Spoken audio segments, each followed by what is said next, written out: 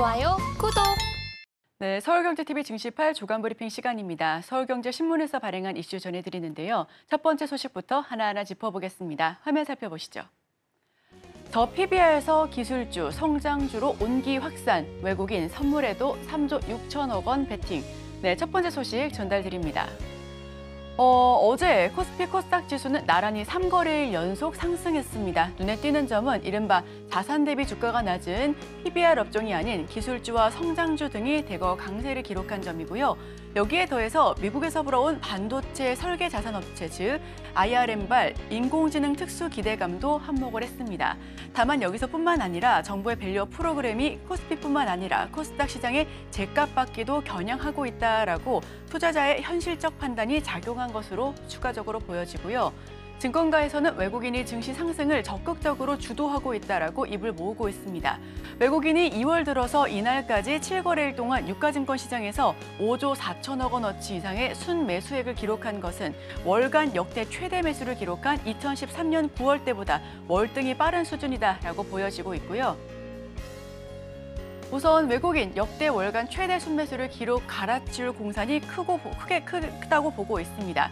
외국계 자산운용사의 한 임원은 외국인들이 적어도 한국 정부가 4월 총선 때까지 주가 관리를 할 것이다라는 현실적인 판단에서 앞으로 더 주식을 매수할 수 있을 것으로 본다라고 덧붙이기도 했습니다. 특히나 기업 밸류업 프로그램에 대한 기대감, 전 세계적인 AI주 부각에 따른 관련주 동반 랠리 등에 힘입어 한국 기술주도 혜택을 받을 수 있다라고 짚었고요. 특히 그는 샘 올트먼 오픈 AI 최고 경영자가 AI 반도체 생태계 조정에 5조에서 7조 달러의 투자금을 유치한다라는 소식도 반도체주 강세에 기름을 부었다라고 판단하고 있습니다.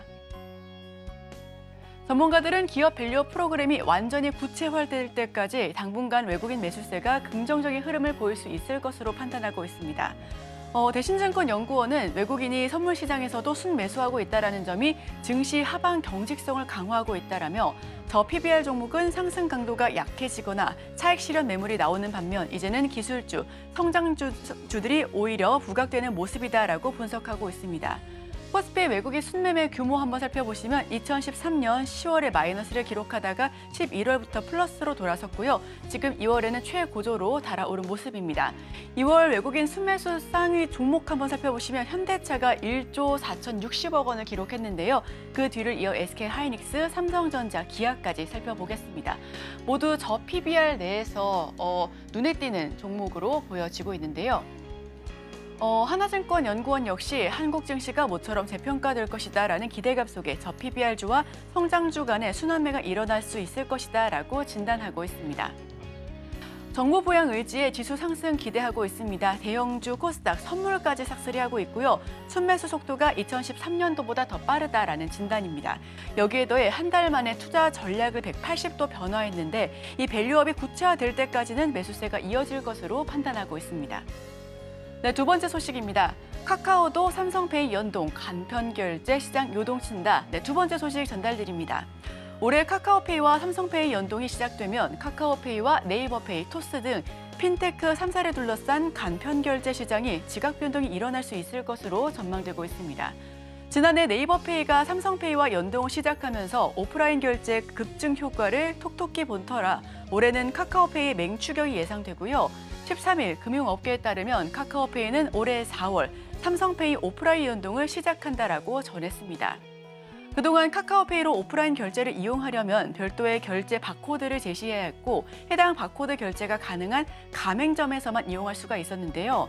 하지만 마그네틱 보안 전송 기반 결제인 삼성페이와 연동하게 된다면 카드 결제 단말기가 있는 대부분의 결제처에서 카카오페이 이용이 가능해진다라는 분석입니다. 카카오페이는 삼성페이와의 오프라인 결제 연동에 앞서서 온라인에서의 편의성도 높입니다. 지난달 말 카카오톡 선물하기에서 선물받은 모바일 교환권을 삼성페이의 자동 저장에 이용할 수 있게 됐고요. 카카오 쇼핑 결제 수단에서도 삼성페이를 추가하기도 했습니다. 시장에서는 카카오페이의 간편 결제 규모가 꾸준히 증가하고 있는 상황에서 삼성페이의 오프라인 가맹점이 더해지면 폭발적인 성장이 가능할 것으로 내다보고 있습니다. 카카오페이는 삼성페이와의 연동을 기점으로 네이버페이 추격에도 속도를 낼 계획입니다. 지난해 3월 삼성페이와 손을 잡은 네이버페이의 간편 결제 규모는 2022년 다시 8조 8천억 원에서 지난해 59조까지 껑충 뛰었고요. 이 토스페이의 성장세는 다소 아쉽다라는 평가가 나오고 있습니다. 네이버페이가 네이버 쇼핑 그리고 카카오페이가 카카오 선물하기 등 모기업에서 전개하는 커머스 사업과 시너지를 내는 것과 달리 토스페이는 온라인에서의 간편 결제 활용도를 높이지 못했다라는 분석이 잇따르고 있는데요. 네이버페이와 카카오페이 간편 결제 규모 추이를 살펴보면 우선은 이 양자 구도에서 네이버가 더 앞지르고 있는 것으로 확인됩니다. 국내 간편 결제 서비스 결제액 추이는 2022년도부터 2023년도까지 더 크게 뛰어오를 것으로 보여지고요. 이 때문에 토스는 지난해 신세계그룹의 쓱페이, 스마일페이 인수에 나섰습니다. 하지만 지난해 6월 우선 협상 대상자에 선정된 이후 아직까지 영업 양수도 계약을 체결하지 못하는 등 본격적인 시너지 확대를 기대하기는 아직까지는 힘든 상황이다라는 점 함께 짚어보시면 좋겠습니다. 핀테크 업계 경쟁 구도 변화가 보여지고 있고요. 오프라인 가맹점 확대에 선물하기 등 결제 편의성도 높일 것으로 보여집니다. 네이버페이도 추격하고 있고 토스는 결제 창구 확보에 안간 힘을 쓰고 있다는 점 확실히 살펴보면 좋겠습니다. 네, 세 번째 소식입니다. 수입차도 하이브리드가 대세, 월 판매 비중 절반을 넘었다. 이번에 자동차 소식 전달드립니다. 앞서서 PBR 업종 가운데서 눈에 띄는 종목들 현대차와 기아가 있었는데요. 이 차 업종 그 내에서도 차와 관련된 종목들의 활약이 눈에 띄고 있습니다. 하이브리드 차의 인기가 고공행진을 이어가면서 지난달 팔린 수입차에서도 차지하는 비중이 절반을 넘어섰습니다. 전동화 전환에 속도를 내던 완성차 업계도 하이브리드 차의 판매 차종을 확대해 나가면서 소비자 공략에 적극적으로 나서고 있는데요. 국내 판매 수입차의 하이브리드 차 비중을 살펴보시면 2023년 9월도부터 2024년 1월까지 계속해서 고공행진하고 있는 모습 보여지고요. 연료 타입별로 살펴보더라도 하이브리드는 지속적으로 우상향하고 있는 반면 전기차는 꺾여져 내려오는 모습 확인하실 수가 있습니다. 우선 하이브리드 차에 대한 수요는 지속될 것으로 전망됩니다. 특히 올해 들어서 전기차 구입 때 받을 수 있는 정부의 보조금이 쪼그라들고 또 하이브리드 차를 선택할 수 있는 유인책은 더욱 커졌다라는 판단이고요. 하이브리드 차는 합리적인 가격과 친환경 그리고 기술 완성도를 갖추면서 소비자의 수요를 흡수하고 있습니다. 부족한 전기차 충전 인프라와 가격 부담 등을 고려했을 때 앞으로 약 3, 4년간은 하이브리드 차가 강세를 이어갈 수 있을 것으로 보여지고 있습니다.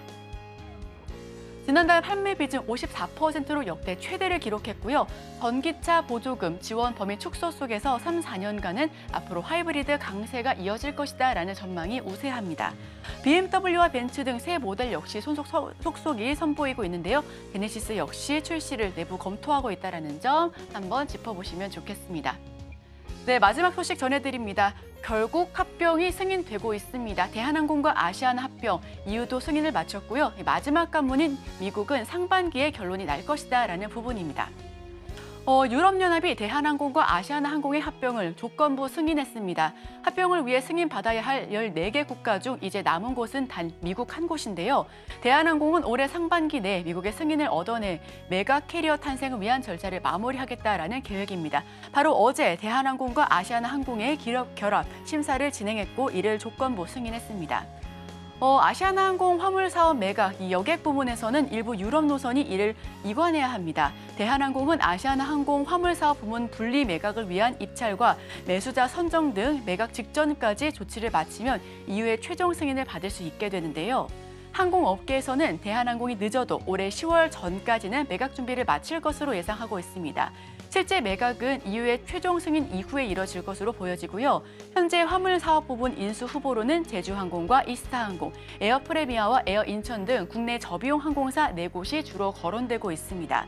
매각 절차는 이달부터 본격화될 것으로 전망하고 있고요. 여객 사업은 신규 진입 항공사로 지정된 티웨이항공이 올해 하반기부터 순차적으로 인천발, 파리, 로마, 바르셀로나, 프랑스 등 이 유럽 4개 노선에 진출할 수 있도록 지원할 예정입니다. 이제 미국의 경쟁 당국의 승인만 남았고요.